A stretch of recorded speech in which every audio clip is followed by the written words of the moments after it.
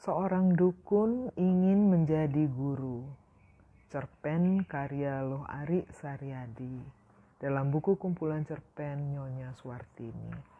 Saya akan membacakan halaman 95 sampai dengan halaman 97. Apa saya bisa bertahan dengan hanya menjadi guru honor di tempat ini?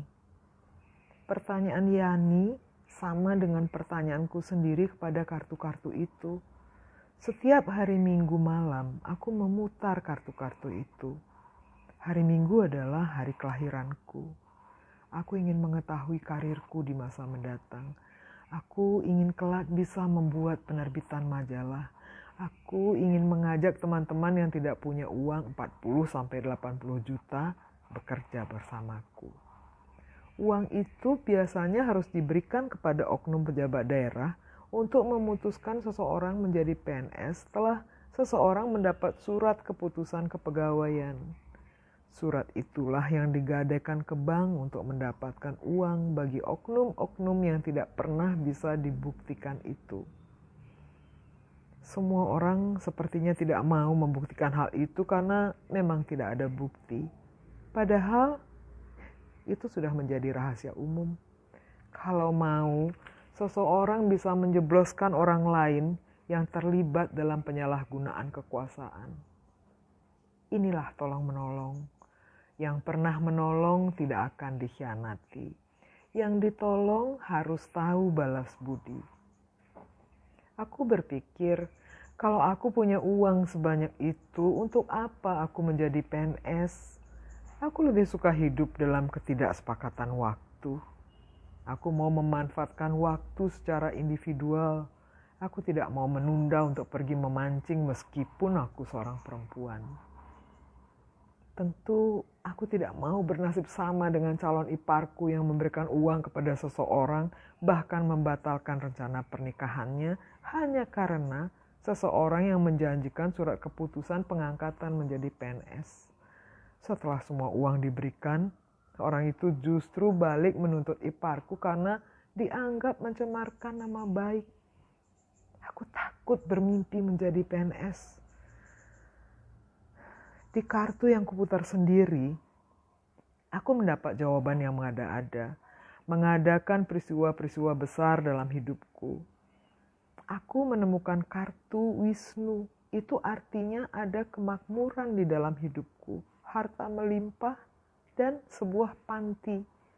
Namun, meskipun ada anak-anak panti di dekatku, tetap aku ingin menghabiskan hari-hari di salah satu kamar sebuah panti sendiri.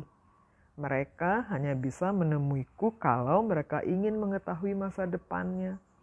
Aku tidak ingin keluar kamar kalau tidak ada yang memerlukan aku.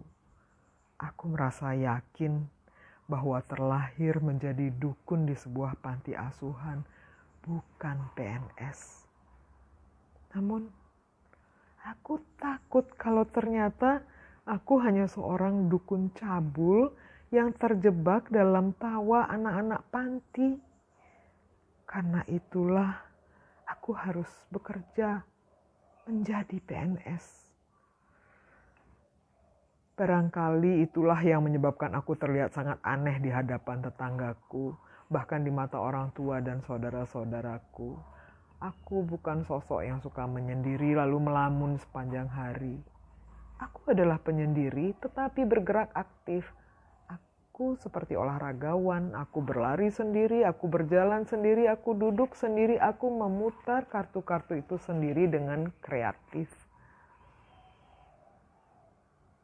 Aku tidak percaya bahwa aku tidak lulus tes CPNS. Ini sungguh berbeda dengan ramalan kartu-kartu yang kuputar sendiri.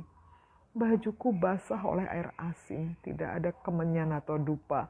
7 batang dupa sudah padam, sudah ada amarah yang membakar suasana, sudah ada yang hangus dan mengeluarkan asap sebagai penghubung antara alam manusia dengan alam dewa. Aku memutar lagi kartu-kartu itu. Tidak ada yang bisa disuap lagi. Semua mata sedang mencari mangsa. Kegelapan sudah lenyap, bersamaan dengan itu kecerahan juga lenyap. Semua samar semuram nasibmu. berhenti menjadi dukun. Kau itu guru yang harus menerangi anak-anak dalam kemuraman, kemiskinan, dan kebimbangan dengan pengalaman pasti yang dapat meyakinkan mereka atas ilmu-ilmu yang kau miliki. Kartu-kartu itu berkata lalu hangus terbakar sendiri. Bali, Desember 2008.